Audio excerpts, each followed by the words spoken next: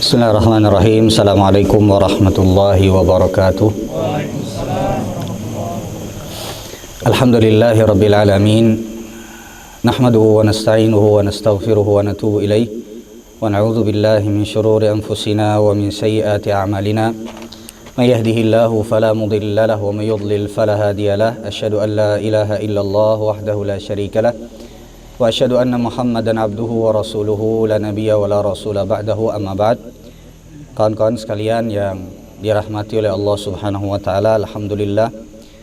Pertama kita bersyukur kepada Allah Azza wa Jalla atas semua nikmat, karunia, limpahan, keberkahan yang Allah berikan kepada kita semua.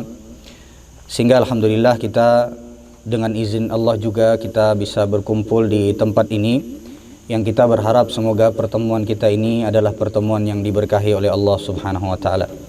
Amin ya rabbal alamin. Yang kedua, ana ingin mengucapkan terima kasih jazakumullah khairan kepada kawan-kawan dari Baikar Sirat yang memprakarsai acara ini dan berusaha semaksimal mungkin meskipun ada maju dan mundur. Alhamdulillah terlaksana juga hari ini kita berkumpul di sini.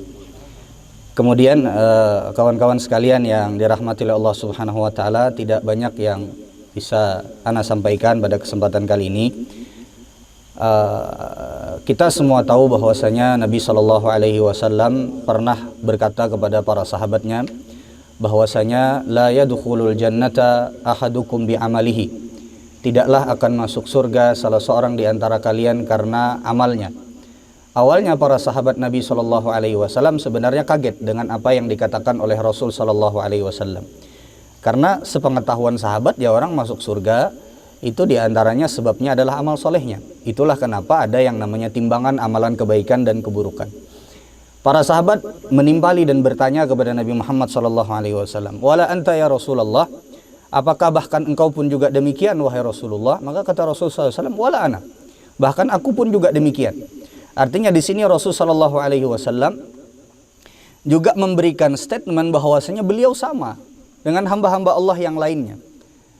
Maka kemudian kata Nabi sallallahu alaihi wasallam, "Illa ayataghammadani Allahu bi rahmatihi wa fadlihi." Kecuali Allah berikan kepadaku rahmatnya dan keutamaannya.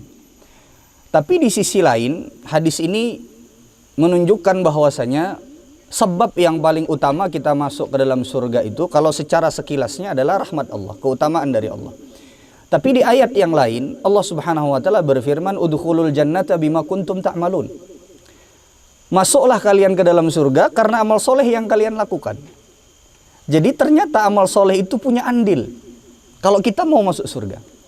Sehingga para ulama menjamak, para ulama menggabungkan antara ayat ini dengan hadis tadi. Ayat ini menyatakan bahwa amal soleh itu adalah sebab seseorang masuk surga.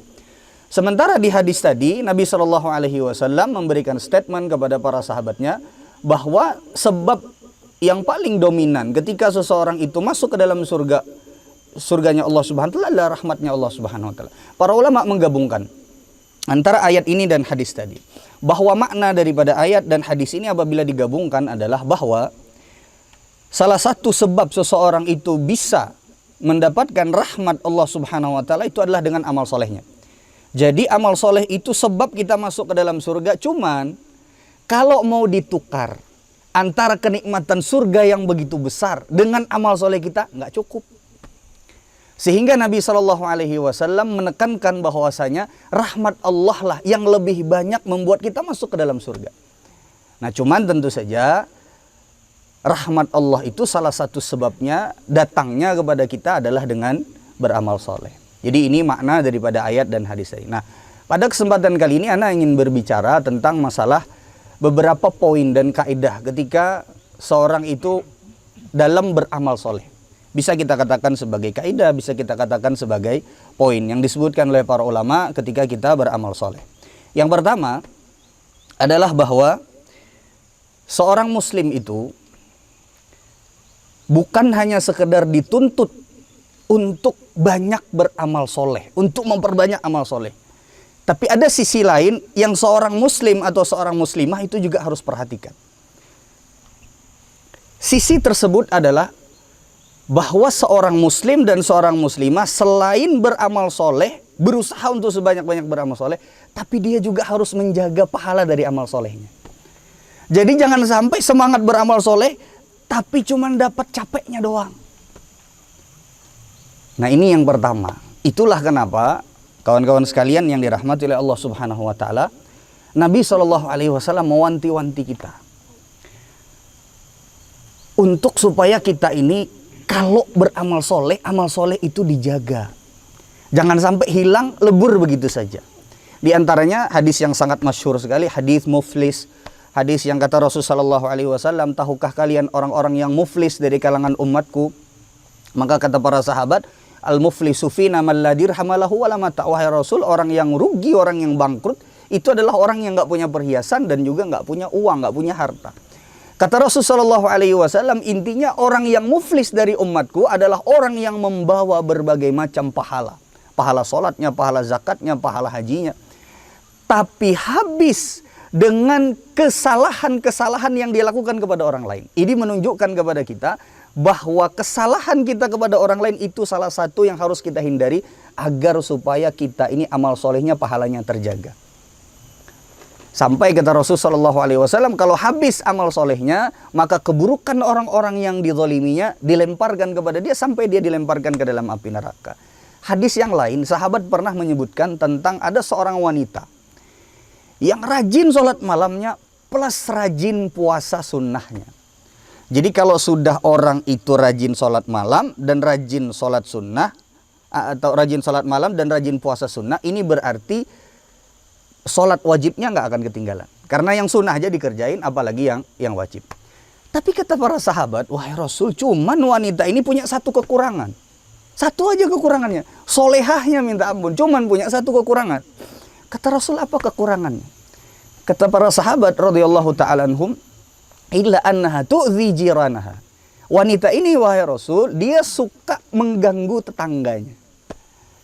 Dia suka menyakiti tetangganya. Dalam sebagian riwayat yang lain, lisannya itu sangat pedas kepada orang-orang di sekitarnya.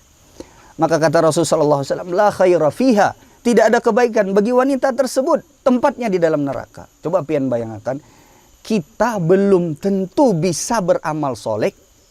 Coba pian bayangkan, kita belum tentu bisa banyak punya amal soleh sebagaimana disebutkan oleh Rasulullah SAW. Bagaimana kalau seandainya pahala kita hilang begitu saja? Amal soleh belum tentu dapat, tapi hilangnya pasti misalnya. Maka dari itu seorang muslim itu prinsipnya bukan hanya sekedar memperbanyak amal soleh, tapi menjaga amal solehnya, pahalanya, supaya jangan hilang dan supaya nggak dapat capeknya doang. Makanya kawan-kawan sekalian yang dirahmati oleh Allah Subhanahu wa taala, di antara hadis yang lain juga yang menunjukkan bahwa pahala itu bisa hilang. Rasulullah SAW pernah suatu ketika menyebutkan orang yang memelihara anjing. Kata Rasulullah SAW, maka berkurang setiap hari dari pahalanya qirat. Satu qirat itu kurang lebih seperti gunung Uhud. Sehari kita belum tentu dapat gunung Uhud. Udah itu kurangnya seperti gunung Uhud. Nah, ini menunjukkan kepada kita bahwa pahala itu harus dijaga. Jangan sampai kita semangat beramal soleh, tapi juga semangat tanpa terasa menghabiskan pahala kita. Ini yang pertama, prinsip yang pertama. Prinsip yang kedua adalah bahwa dalam beramal soleh, kalau seseorang itu sudah terbiasa melakukan sebuah amal soleh, kalau seseorang itu sudah konsisten melakukan sebuah amal soleh, maka di antara keuntungannya adalah meskipun suatu saat dia tidak mengamalkan amal soleh tersebut, karena satu dan lain hal yang di luar daripada kuasanya, di luar dari keinginannya, maka pahalanya terus mengalir. Ulun beri contoh, pian rajin misalnya berinfak, bersedekah. Setiap hari 2.000 aja, masukin celengan masjid. Ada orang misalnya minta depan rumah pian kasih misalnya. Rajin, konsisten, ada yang dikeluarkan setiap hari meskipun 2.000. Suatu saat pian gak ada duit lagi. Maka sampai kapanpun pahala tersebut akan terus pian dapatkan sampai pian mati. Pian misalnya rajin sholat malam. Suatu saat pian garing. Sebulan misalnya, semoga Allah melindungi kita, misalnya sebulan terbaring di atas kasur, kemudian tidak bisa puasa sunnah yang biasa pian lakukan, kemudian juga tidak bisa qiyamul lail, maka seluruh pahala yang biasa pian dapatkan itu meskipun pian tidak lakukan lagi akan terus mengalir kepada pian. Maka ini prinsip untuk supaya kita itu kalau beramal soleh konsisten, biarpun sedikit. Itulah kenapa Nabi SAW mengatakan ahabbul a'mali ilallahi adwamuha wa inqal. Yang paling dicintai oleh Allah adalah amal soleh yang meskipun sedikit tapi berkesinambungan. Nah, makanya Nabi SAW juga menyebutkan dalam sebuah hadis, idza maridal abdu aw safar. Apabila seorang hamba itu sakit atau dia safar, kutiba lahu makana ya'malu sahihan muqiman. Maka Allah akan catat baginya pahala selama yang dia amalkan pada saat dia tidak sakit, pada saat dia sehat, dan pada saat dia tidak bersafar. Karena kadang-kadang kalau sakit ya di luar kekuasaan kita. Kalau kita safar kadang-kadang ada amal soleh yang tidak bisa kita lakukan. Dan pahala itu terus mengalir kepada pian. Tapi syaratnya amal soleh itu dilakukan berkesinambungan. Ini yang kedua, prinsip yang kedua. Jadi rahmat Allah itu baik kepada umatnya Nabi Muhammad itu besar sekali. Bayangkan pian kada beramal, guring aja pian. Di atas kasur nih, tapi pahala terus mengalir. Ini yang kedua. Yang ketiga, ya. Di antara prinsip ketika kita beramal soleh adalah para ulama menyebutkan bahwa amal soleh itu besar dan kecilnya terkadang ditentukan oleh seberapa sulit pian mengamalkan amal soleh tersebut. Makanya dalam sebuah hadis yang diriwayatkan oleh Imam Al-Hakim, ajruka qadra ta'abika atau qadra nasabika. Pahalamu, kata Rasulullah SAW, itu sebagaimana yang engkau dapatkan besar dan kecilnya, sebagaimana kelelahan engkau, sebagaimana kesulitan engkau di dalam beramal soleh tersebut. Tentu saja yang perlu kita garis bawahi adalah kesulitan di dalam beribadah itu kada dicari-cari. Misal, karena kita tahu misalnya ketika sulit beribadah pahalanya lebih besar, misal puasa Ramadan jam 12 siang, oh kalau saya sulit berarti besar pahalanya. Bajamur pian, belapas bajamur pian misalnya di muka rumah. Nah, ini kada Pak. Jadi ada terkadang kesulitan dari sebuah amal soleh yang tidak bisa kita hindari. Tapi tidak boleh dicari-cari. Dicari-cari. Makanya kawan-kawan sekalian yang dirahmati oleh Allah Subhanahu Wa Taala yang harus kita perhatikan. Jadi kalau suatu saat pian mendapati kesulitan dari amal soleh yang pian lakukan, misal seperti berbakti kepada kedua orang tua, misal seperti misalnya beratnya kita qiyamul lail, misal seperti beratnya pian bangun untuk sholat subuh, maka seluruhnya itu semakin berat tantangan yang pian dapatkan untuk beramal soleh tersebut, maka semakin besar pahala yang pian dapatkan. Tapi sekali lagi dengan catatan, kada dicari-cari kesulitannya itu. Nah, makanya kawan-kawan sekalian yang dirahmati oleh Allah Subhanahu Wa Taala, ya, yang perlu kita fahami bersama adalah ya, bahwasanya ya tentu saja ya amal soleh itu masing-masing orang itu berbeda-beda kesulitannya. Kadang-kadang mudah bagi si A, sulit bagi si B. Itulah kenapa pahala dari setiap orang ketika mereka beramal soleh itu berbeda-beda. Ini yang keberapa? Yang ketiga. Nah makanya kalau antum lihat dari seluruh pahala sholat sunnah rawatib yang mengikuti sholat fardu, yang mana yang paling besar? Yang mana yang paling besar? Yang mana? Yang mengikuti sholat fardu kan disebut rawatib. Yang paling besar pahala dari sholat sunnah yang mengikuti sholat fardu itu sholat apa? Qobliyah subuh. Kenapa? Karena qobliyah subuh ini sebelumnya kita tidur. Itulah kenapa pahalanya adalah pahala yang paling besar. Lebih baik daripada dunia dan seisinya. Kenapa? Karena itu termasuk paling sulit. Meskipun tentu saja kesulitan orang-orang berbeda, tapi secara umum demikian. Baik, ini yang keberapa tadi? Ketiga, baik. Kemudian yang keempat, ya, di antara yang harus kita perhatikan adalah bahwa meskipun secara umum tadi kita tahu, kita sebutkan pada prinsip yang ketiga tadi bahwa amal soleh itu tergantung pahalanya, di antaranya tergantung pada sulitnya ketika kita mengamalkan amal soleh itu. Tapi ada beberapa pengecualian dan ini harus kita perhatikan. Kita harus punya ilmu dalam masalah ini. Ada beberapa pengecualian di mana Nabi SAW memberikan keringanan untuk kita. Ada amal-amal soleh yang ringan tapi pahalanya besar. Yang ringan tapi pahalanya besar. Maka seseorang hendaknya cerdas di dalam beramal soleh. Seseorang hendaknya cerdas dalam beramal soleh. Ulun berikan contoh. Pada suatu ketika Rasulullah SAW masuk ke Rasulullah SAW dari rumah salah satu istri beliau yang bernama Juwairiyah. Jadi Juwairiyah ini adalah salah satu istri Nabi SAW yang ibadahnya termasuk paling kuat. Juwairiyah ketika ditinggal oleh Rasul SAW sebelum sholat subuh, maka pada saat Rasul kembali, jadi Juwairiyah ceritanya begini, beliau beribadah, istri Rasul SAW, dari sejak Rasul meninggalkan beliau sampai Rasul SAW balik lagi ke rumah beliau dan tidak bergerak. Artinya tetap di tempat tersebut, tidak bergeser sedikit pun. Maka Rasul bertanya kepada Juwairiyah. Jadi tentu saja duduk di situ ada guring sidin, Pak. Tapi beribadah kepada Allah, ngaji, kemudian juga berzikir kepada Allah. Coba kita lakian kira-kira kuat lah. Kira-kira dari sebelum sholat subuh sampai mungkin Rasulullah SAW balik mungkin kurang lebih pada saat waktu duha, mungkin jam 7, jam 8 atau mungkin jam setengah 9. Duduk dan tidak bergerak. Itu di rumah, Pak. Rasulullah SAW datang ke rumah Juwairiyah, istri beliau. Lalu bertanya, la zilti ala tilkal hala, wahai Juwairiyah, engkau tidak berubah dari tadi nih tempatmu nih. Artinya engkau tidak bergerak nih dari sini nih. Maka kata Juwairiyah, iya wahai Rasul, saya dari tadi di sini. Rasul paham bahwa yang dilakukan Juwairiyah adalah beribadah. Maka kata Rasul SAW, kata beliau, bagaimana kalau seandainya engkau aku tunjukkan sebuah amal soleh yang semisal dengan apa yang baru saja engkau lakukan, atau lebih baik ketimbang apa yang baru saja engkau lakukan. Maka kata Rasul SAW, beliau mengajarkan, ucapkan kalimat ini, subhanallahi wa bihamdihi adada khalqihi wa ridha nafsihi wa zinata arshihi wa midada kalimati. Hadis sahih diriwayatkan oleh Imam Muslim.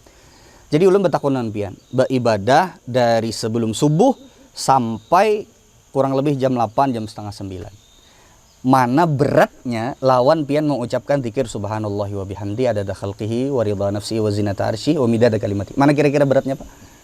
Kira-kira mana yang lebih berat? Ini tidak perlu mikir lama, kawan-kawan sekalian. Jelas yang lebih berat adalah duduk beribadah nggak bergerak dari tempat tersebut.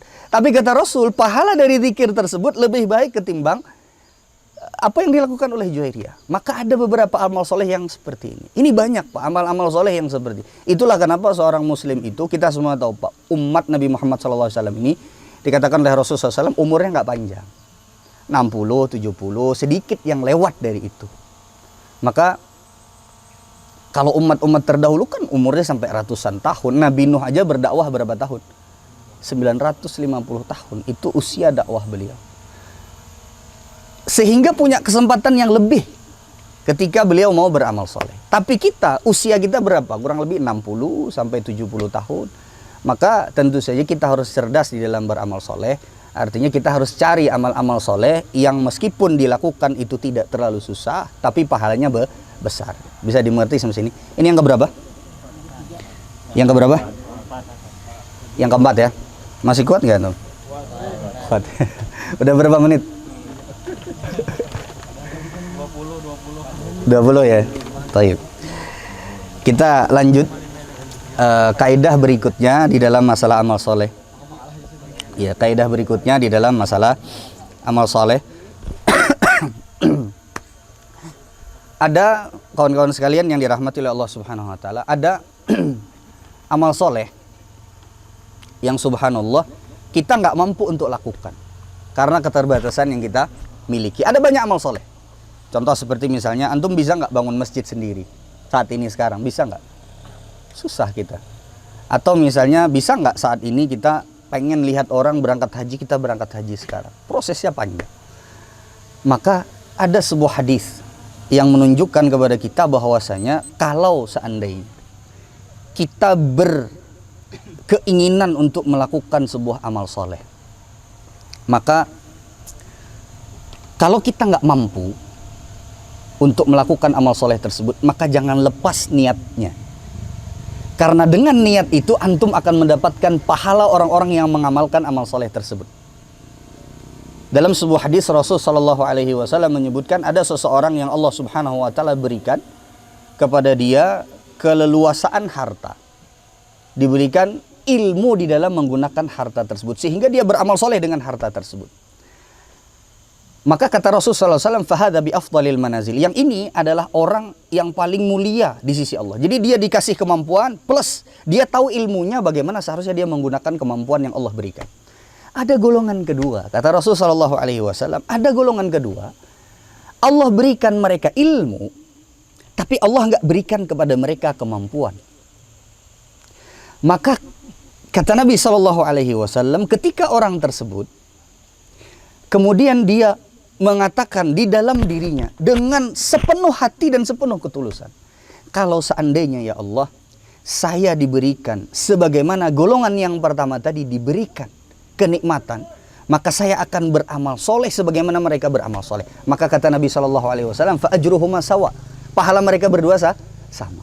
Jadi ketika antum lihat ada orang beramal soleh tapi antum nggak mampu, maka jangan sampai antum lepas pahala niatnya. Ada orang antum tahu orang, Masya Allah, setiap tahun misalnya berangkat umrah, antum belum mampu, maka jangan lepas pahala. Saya kalau diberikan ya Allah, kalau engkau berikan kenikmatan tersebut ya Allah, maka ulun akan lakukan sebagaimana apa yang dia lakukan, dapat pian pahalanya. Dan begitu seterusnya. Baik, masih kuat kebian? Baik, kemudian yang terakhir, ini ulun tutup dengan ini, bahwasanya di dalam beramal soleh itu diperlukan ada yang disebut dengan as-sidqu ma'allah, jujur kita dengan Allah Subhanahu wa taala. Ada sebuah kisah kawan-kawan sekalian yang dirahmati oleh Allah Subhanahu wa taala, dalam sebuah peperangan ada seorang Arab Badui yang dia ngikutin Nabi sallallahu alaihi wasallam, dia ngikutin Rasul sallallahu alaihi wasallam, tapi tempatnya agak jauh. Bahkan ketika selesai peperangan, dia ikut berperang tapi dia agak jauh dari Nabi sallallahu alaihi wasallam. Ketika Rasul sallallahu alaihi wasallam memerintahkan kepada para sahabatnya untuk mengantarkan harta rampasan perang hasil dari perang pada saat itu kepada Arab Badui tadi, maka kata dia, mahadha, diambil sama dia, dibalikin kepada Nabi. Wahai Rasul, apa ini? Kata Rasul, itu bagianmu. Maka kata Arab Badui tadi, oh Rasul, ulun ini mau umpati pian, ulun ini mengikuti pian, itu bukan untuk mendapatkan harta rampasan perang ini, enggak, tapi untuk supaya ulun meninggal mati di jalan Allah, dan ulun ingin panah itu menusuk di sini. Kata Rasulullah SAW, intasduqillah yasduqka, kalau engkau jujur niat dari dalam hati yang paling dalam, maka Allah akan kabulkan apa yang engkau inginkan. Beberapa selang ternyata ada lagi peperangan, nggak berselang lama dari itu, ternyata orang tadi benar meninggal dalam keadaan tertusuk panah di sini. Nah, dari hadis ini kata Nabi SAW, dia jujur kepada Allah, maka Allah berikan apa yang dia inginkan. Kadang kawan-kawan sekalian yang dirahmati oleh Allah, kita menginginkan sebuah amal soleh, tapi nggak sepenuh hati. Makanya susah terjadinya. Antum misalnya pengen melakukan sebuah amal soleh, qiyamul lail, baca Quran, bertarget misalnya setiap hari misalnya 1 halaman. Tapi hati antum nggak sepenuh hati, nggak jujur kita sama Allah, cuman di lisan doang kita pengennya, tapi hatinya nggak sepenuh hati.